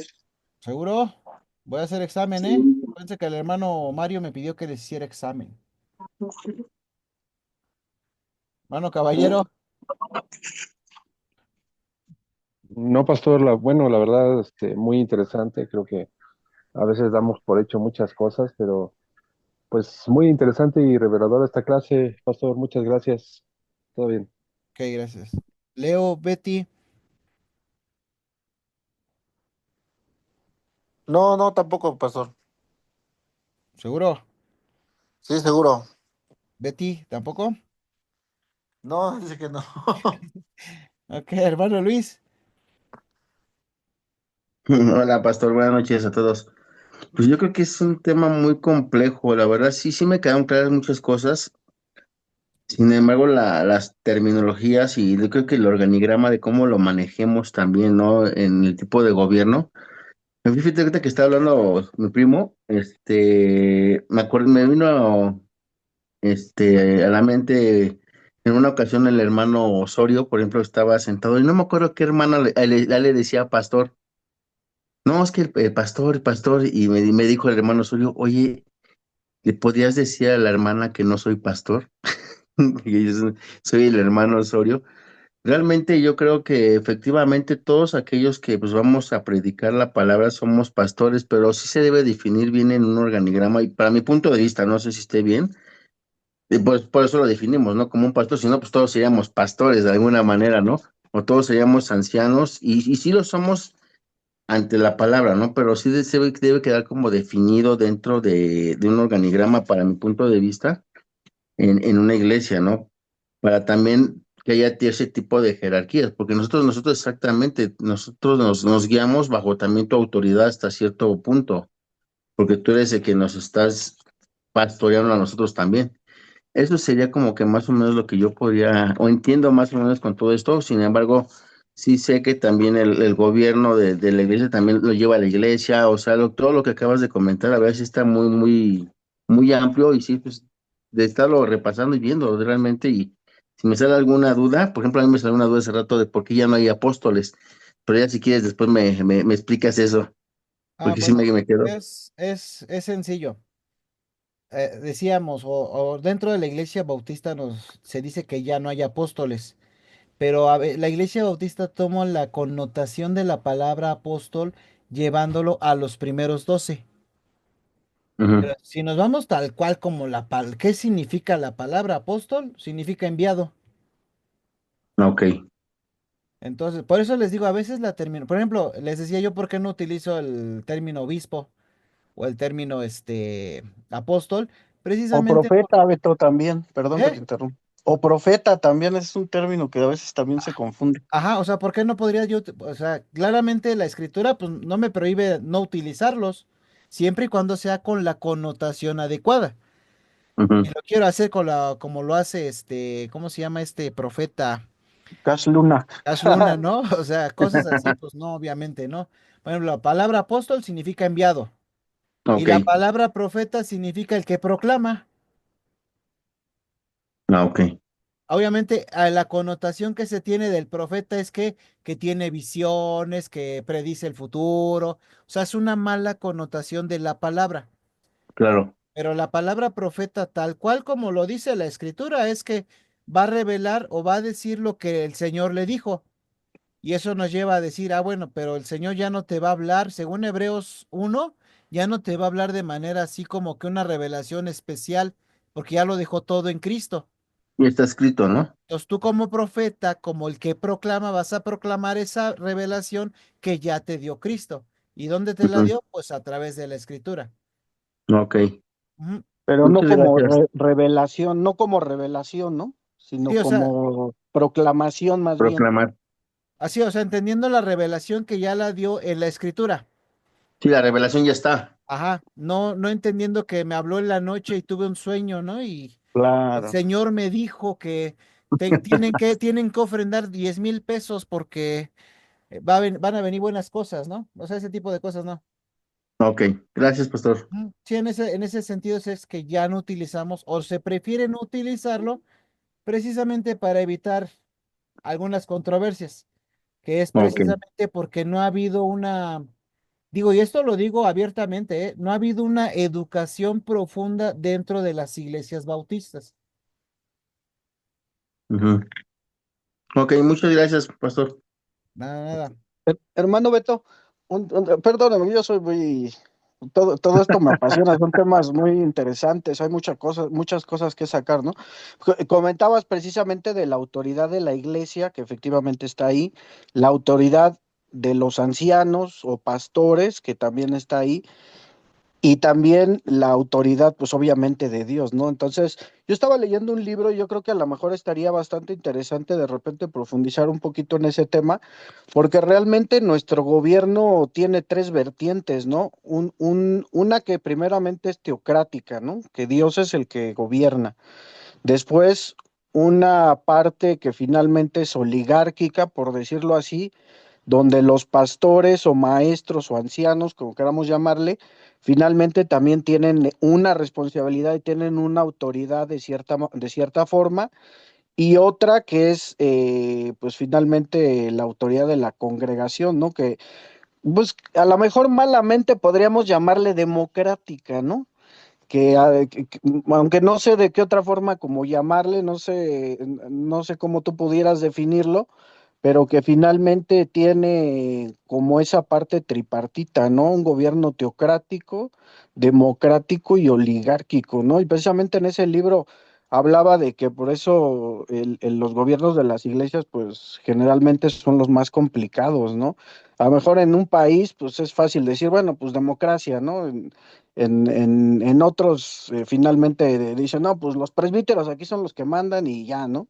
Pero la realidad es que hay ciertas, en esa autoridad realmente hay ciertas, no sé cómo decirlo, divisiones, hay ciertos perfiles que todos tienen que cumplir, ¿no? Y tampoco salirse uno del otro, porque sí, efectivamente es bien claro, por ejemplo, en las expulsiones de los hermanos, ¿no? ¿Quién es el que expulsa? Pues la iglesia.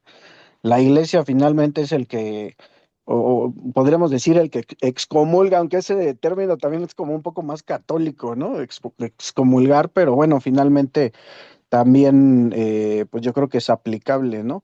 Para la elección finalmente también de líderes y cosas así, donde la congregación indudablemente tiene que estar ahí haciendo su labor junto con los ancianos, ¿no? Que finalmente también es una figura que está ahí establecida, pero que entre las tres líneas, pues bueno, finalmente tiene que engranar, ¿no? Perfectamente para que pueda funcionar de manera correcta, ¿no? Entonces es un tema yo creo que también bien interesante que a veces de repente también causa confusión, y que a lo mejor, bueno, se podría ahondar un poquito más en ese tema y porque también ha pasado que de repente la iglesia a lo mejor está en sesión y dice, no, pues vamos a votar porque el bautismo sea por aspersión, ¿no?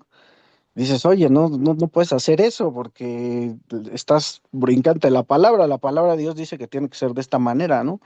Entonces, de repente ahí, por ejemplo, la iglesia también puede cometer errores, así como también la parte de los ancianos o los pastores. Digo, finalmente somos humanos y todos podemos equivocarnos de alguna manera, pero yo creo que visualizar bien esas funciones, visualizar bien realmente hasta dónde llega uno y hasta dónde llega el otro, creo que es una labor que sería bastante fructífera, interesante para pues poder acotar bien precisamente todo ese tema de autoridad, ¿no? Es mi comentario, hermano. Muchas Sí, gracias. gracias. Bueno, les voy a leer un poquito de lo que estoy escribiendo de este ensayo que me pidieron precisamente en el seminario, hablando precisamente de este, como esto dentro de los distintivos de la Iglesia Bautista. ¿Qué es el gobierno congregacional? Obviamente, pues empiezo así como pregunta, ¿no? Escribo, el gobierno es cómo funciona una organización, como una iglesia, las normas que guían asuntos como el gobierno, la toma de decisiones, la estructura y el liderazgo. Los bautistas difieren con la mayoría de las denominaciones cristianas en asuntos de gobierno. La diferencia es particularmente notable en cómo se gobiernan las congregaciones de cristianos. Una diferencia principal entre los bautistas y muchas otras denominaciones es que ninguna persona ni grupo fuera de la congregación bautista debe tener autoridad alguna sobre la iglesia en cuanto a creencias y prácticas religiosas. Además, todos los miembros dentro de la congregación han de tener una misma voz en el gobierno de la iglesia. Con frecuencia el gobierno en la iglesia bautista se le califica de democrático, democrático entre paréntesis. En un sentido lo es. En una democracia todas las personas tienen la misma voz en la toma de decisiones. Ningún individuo o grupo de personas ejerce control. Tal debe ser el caso en la iglesia bautista. Una forma en que la gobernación democrática se practica es que cada miembro de la iglesia tiene el derecho de votar en las reuniones congregacionales. Para muchos no bautistas y aún para algunos bautistas puede parecer extraño que una iglesia funcione de esta manera. Poner la gobernación de una iglesia en manos de personas que no tienen capacitación especial, educación, llamado, parece ser insensato. ¿Por qué se atreven a funcionar de este modo los bautistas? Los bautistas, las creencias no son solo compatibles con la forma de gobierno, sino también fundamentales para la forma de gobierno. Por eso las creencias bautistas básicas se ven reflejadas en el gobierno congregacional. Primeramente, el señorío de Cristo. Propiamente dicho, los bautistas no creen en un gobierno eclesial democrático. Es decir, democrático es un término político que significa que la gente gobierna. Es lo que significa democracia. Para los bautistas, la máxima autoridad para la iglesia descansa no en las personas, sino en Jesucristo. Jesucristo es la cabeza o señor de la iglesia. Efesios 4:15, Filipenses 2:11. Quizás un término apropiado para describir el gobierno eclesial bautista sería teodemocrático, que significa que Dios gobierna a través de todas las personas.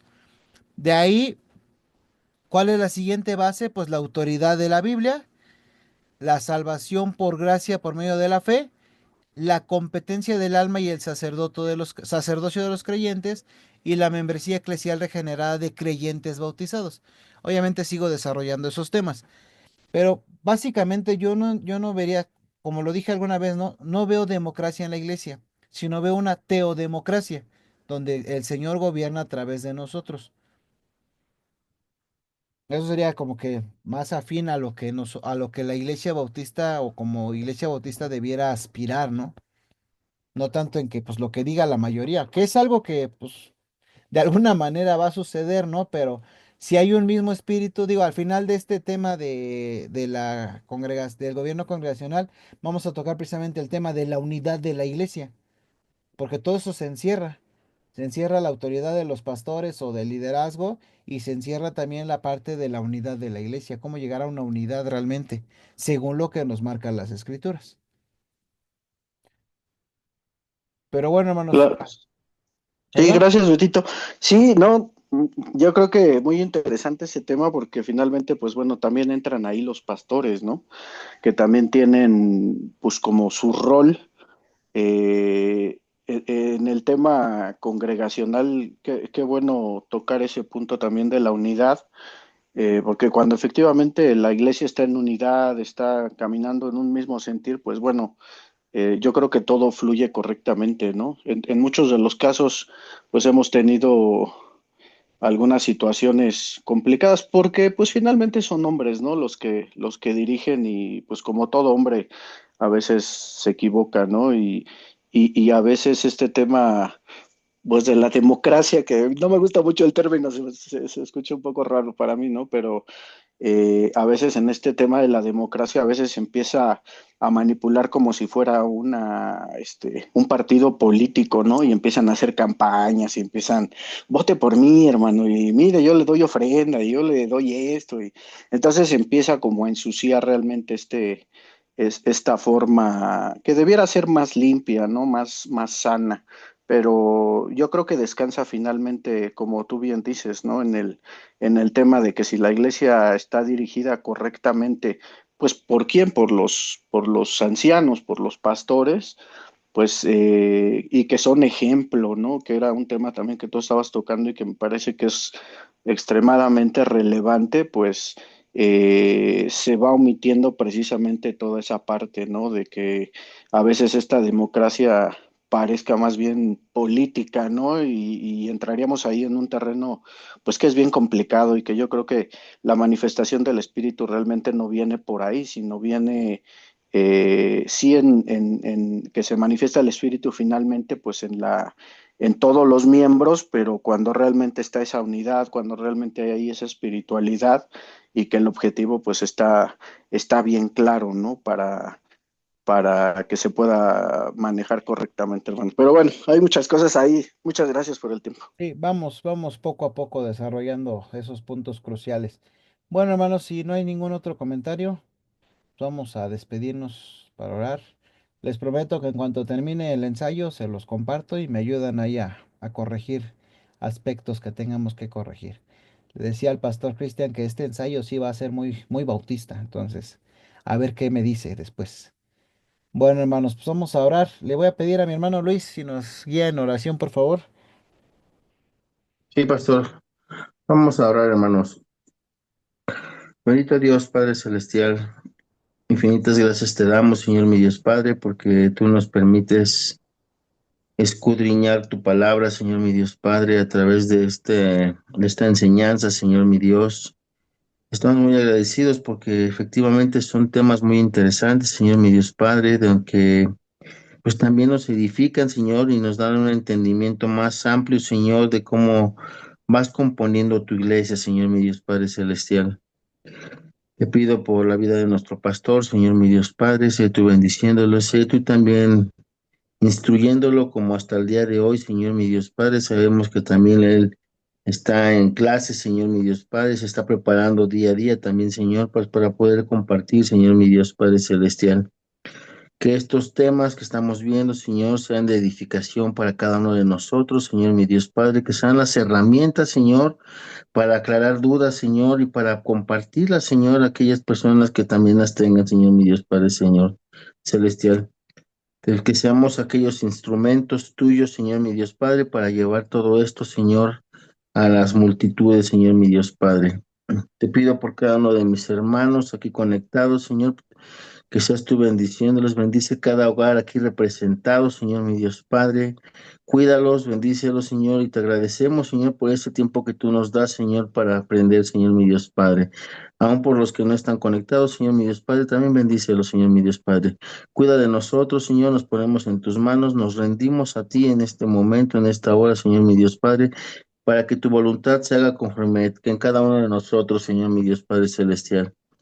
Te damos a ti la gloria en todo momento, Señor mi Dios Padre Celestial. Nos despedimos de este momento, Señor mi Dios Padre, mas no de tu presencia, Señor. Te pedimos que sigas tú estando con nosotros, Señor mi Dios Padre, que pongas corazones dispuestos para alabarte y glorificarte en todo momento. Te damos gracias, Señor, y que el día de mañana para que sea de bendición para cada uno de mis hermanos. En el nombre precioso de tu Hijo amado te pido todo esto, lo pongo en tus manos. Amén y amén. Gracias, hermanos. Amén. Dios los bendiga, Amén. hermanos, descansen. Bye, hermanos. Ay, perdón, hermanos diáconos, tienen 5 minutitos. Sí, sí, hermano. También Lalo, Bere. Bueno, Jay, si hermano, si nos quiere acompañar, hermano Mario. Para el domingo 20, Sí, hermano, con gusto. ¿quiénes van a estar? ¿Va a estar hermano Miguel o no va a estar? No, hermano, hoy digo que estoy buscando, pero ya me está confirmando que aparentemente solamente le van a dar a mi hijo los días, o sea, desde el jueves, viernes, y pues yo creo que hasta el 18 tampoco. Pero me quedó de confirmar ya sea mañana o el miércoles. Ujú. Ya que le digo bien en su academia si va a estar o no. Pero sí, no, el domingo definitivamente no voy a estar, pastor. El domingo 20 Rey. Sí. Ok, hermanos. Entonces, bueno, hermano Luis, hermano Leo, para lo del culto de ordenanzas, necesitamos lo de la cena del Señor, el jugo, la uva. Este, hermano, Lalo. Es que no, tú te bautizas, no podemos. Ay, ni modo que te bautice primero y ya después te quedas para ayudarme ahí con los hermanos. Hermanos, lo que yo pueda ayudarles también, con todo gusto, ¿eh? Sí, pues yo creo, Mario, si me ayudas, sobre todo a los hermanos ya para que entren al lugar de bautismo, para que no se vayan a caer o algo así. Yo Obviamente, no pues, voy a Lo que ir. ustedes me indiquen. sí, yo creo que sí, para que mis hermanos diáconos estén listos con lo de la cena, para que pues, terminando los bautismos ya se ponga la cena y todo eso. Y No, por pues, favor. ¿qué pasó? No, por favor, que todavía falte mucho. No, ya es dentro de 15 días. Tienes que orar para ver si se retrasa el sol, como Sí, eso Josué. voy a hacer. Esa va a ser una señal de que no los bautice, que el sol se retrase 15 grados. Ok, tendré que orar mucho. Ahí vamos a ver qué tan es la fe. No, Ya ha Hermana pasado, Betty, entonces tengo fe. ok, hermana Betty, Mande, ¿me podrás ayudar con las hermanas el cambio de ropa o ayudarles ahí lo que necesiten? Toallas. pero dice que no va a ir la hermana, ¿o sí? Pero pues si ella no La, va, pero la hermana Bere. Va Joca, va Miriam, va Bere, Ah, va bueno, sí, Dariana. sí. Es que De ella nada hecho, más me quería ayudar a mí. ¿eh? ¿No vas a Ella nada obedecer, más me Bere? quería ayudar a mí. ¿No vas a obedecer al ¿No Señor? vas a Ya lo obedecer? desobedeciste por 30 años. Sí, Treinta y hermana. cinco. 30 porque los 5 no cuentan, eran los de chocolate. Ah, bueno. Bueno, entonces si Betty, si me ayudas ahí con las hermanas, a ver, Sí. auxiliarles en lo que necesiten. Y hermano Mario, pues si me ayudas, sobre todo para que vayan pasando a la pileta. Bueno, les comento, hermanos, no me ha contestado el Sinaí. La verdad es que creo que yo ya voy a dejar de insistirles y voy a buscar otras opciones, pero obviamente tengo que eh, ver las opciones para poder llegar con la propuesta al liderazgo en esta semana. Entonces, lo más seguro es que no sea en el Sinaí, porque no me ha contestado. Entonces, no sé qué le hicieron a sus emisarios cuando vienen. Nomás vino David Lovera el domingo antepasado y ya me dejó de contestar el pastor David. No, no es cierto, eso ya es cosa mía, no, no, no sé, hermanos, qué esté pasando. Entonces, no me ha contestado, entonces voy a ver las opciones para poder llevarlas al liderazgo y que se lleven a cabo esta ordenanza. Oye, Este, pastor. adelante. Ok, nada más tengo una pregunta, pastor. Sí, pues bueno, va a ser en otro lugar, tengo entendido. ¿Tú nos darías más o menos el total de hermanos que estarían asistiendo? Porque pues, la verdad nosotros hacemos el jugo y el pan para los que estamos en la iglesia. Tendríamos que hacer más, ¿no? Ujú. Todo dependerá, hermanos, si, por ejemplo, si la otra iglesia, vamos a suponer que le pida el favor a otra iglesia, pero generalmente el domingo 20 no tienen cultos en la tarde, que porque están Mm, muy cansados de que las 7 de la mañana y luego el de las 2 escuela dominical, etcétera, etcétera, ¿no? Pues generalmente muchas iglesias no tienen el culto por la tarde. ok. Pues, en teoría, pues seríamos nada más nosotros. O sea, una de las opciones es buscar otra iglesia que nos apoye. O la otra es, le comentaba a mi hermano Mario en la semana pasada que probablemente, pues a lo mejor, y el museo nos preste su bautisterio, que es portátil. o sea, es decir, su alberca. Mm, Pero es donde ellos hacen sus bautismos generalmente. Entonces, y si es así, pues a lo mejor ya hasta sería en la misión. Pero ok. necesitamos esas dos opciones, a ver qué nos conviene. Por eso, en cualquiera de las dos, por ejemplo, en Cristo, vamos a suponer que sea Cristo viene, que es la otra que nos queda cerca, pues realmente no son muchos por la tarde. Aquella vez que fuimos con el coro, éramos más los del coro que los hermanos que eran de la iglesia, entonces a lo mejor nada más seríamos también nosotros como iglesia. Ok, ¿Y no, está bien, pastor. no has hablado con Max? No. No, no, no, te digo, ya ves que te comentaba que iba a esperar hasta el día de ayer que me contestara David. Mm, Esperé todavía hoy, no me ha contestado, entonces mañana empiezo a a ver buscar. opciones. Ajá, ya O sí. incluso puede ser hasta en un lugar público. Y yo creo que ahí hasta podríamos dar testimonio. No sé, estoy diciendo a lo mejor una locura, pero yo sí he visto que a veces se bautizan así en lugares públicos. Entonces, digo algo que esté saludable, que esté Xochimilco. un agua limpia y todo, Yo, ¿no? No, yo, yo les en había dicho, ya ven Xochimilco. que yo alguna vez les dije que fuéramos ahí a las estacas, ¿no? Allá en Cuernavaca. Ah, estaría bueno. Y Pero en la el río, bronca es el... y el río corre agua, o sea, no es agua estancada, sino hay un río. Lo malo es que el Mm, agua está extremadamente fría, ¿no? Así sí me bautizo. ah, Pero el asunto es movilizar a la iglesia. sí, es difícil, está lejos. Entonces, por eso Si les no, digo, en el Río de los Remedios, Beto. En Xochimilco. Es Una Xochimilco. trajinera. no, pues Ah, sería, ya. bueno, hay opciones, ¿no? Por eso, si también igual, vamos a suponer que Max me diga, pues que el mismo caso que no están en la tarde, pues sí, entonces voy a comunicarme. Esa va a ser como que mi secuencia. Hablar con Max, que es el templo más cercano. Si dice que no, que también no puede, pues entonces hablaría con los del museo. Ya sea que nos traslademos al museo o que el museo nos preste su alberca, porque inclusive rentarla sale caro ahorita. Allá en el Ajusco, donde se rompió la pileta y corre el río, con el hermano. En la calle. Aquí le ponemos unos tabiques a la calle para que se haga una alberca. Sí, pues sí, pues bueno. Digo, de eso me muevo ya a partir de mañana para ver este lugar, pero de entrada, hermanos, lo de los elementos para la cena, en cuanto sepa el lugar y ya me esté confirmado, entonces les digo, ¿saben qué? Vamos a preparar cena como para 50, 60, 70 personas, según lo que creamos conveniente, y ya, para que tengan ese estimado y lo consideren. Ok, Ujú. De todos modos, yo el domingo hablo con los candidatos, pues ya para darles detalles, por ejemplo, de ropa y cosas así por el estilo.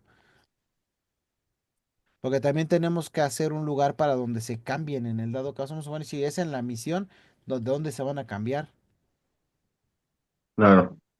Comedor. ¿Cómo? En la cocina. Ah, sí, No, y que salgan por la parte del patio, ¿no? Para que... Vamos a suponer que nos presten la alberca, dejamos el agua desde muy temprano que se empiece a calentar con el sol. eh, Pero bueno, denme oportunidad de empezar a ver eso, hermanos, y entonces para que Pero mientras, acuérdense que necesitamos lo de la cena. Ahorita mi hermano Mario, bueno, que si me puede apoyar con esa situación de acercarlos a la pileta, de todo eso para que vayan bajando. Y mi hermana Betty ahí con las hermanas, pues para auxiliarles en toallas o algo así, lo que necesiten. Y ahorita Este, y veo de ah, los varones a ver quién nos puede apoyar también. Que nada más varones, nada más es uno, Lalo. ujú. No, ahí está flaquito, eso lo agarramos, lo sacudimos y vamos. Si no eres tú nada más, Lalo. ¿Y Dante? No, No, Dante ya hablé con él, va a esperar a la siguiente, igual que Josué. Básicamente Ah, entonces van a ser más entonces sí mujeres. puedo esperar yo también a la siguiente, ¿verdad? No, No, hermana. tú ya yo no, no veré. ya no. ¿Qué Usted tal si ya el no, Señor, hermana, porque qué usted tal si el hasta si la Señor te lleváramos a llama y las cuando te diga cataratas, por qué no te bautizaste, qué le vas a decir? Es que esperaba la siguiente camada. Oh, No, pues, estoy apoyando a los demás. no, ¿cuál Ya apoyo? veré, ya estás. como me estoy solidarizando. Ajá.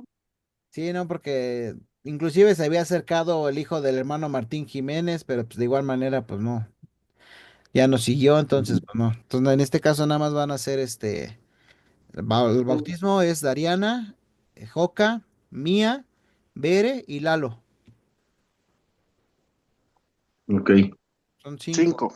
Ujú, sí. ¿Ibas a No, comentar pues algo, va a Lito? tener ¿Qué más ibas a chamba, comentar, Leo? Betty. Ujú. Sí. ¿Mande? ¿Qué ibas a ¿Ibas a comentar? comentar algo, Leo? Sí, nada más, pues aprovechando, pues no sé qué, si quiere hacer el jugo o el pan, hermano, pues ahora sí que. No, el jugo, ya ves que todavía el pan Ok, tengo temor. ok. Oiga, Prueba, hermano. también les quiero pedir de favor que para el siguiente mes le empiecen a enseñar a Lalo. Ya Ah, ver, es el punto que iba a tocar Lalo, ya también, ver que empiecen a aprender cómo se hace el jugo y la uva. Ok. sí, Obviamente, para que que. empiece a aprender, ya después vamos viendo cómo Ah, lo ok, vamos soltando. Sí, hermano. ok.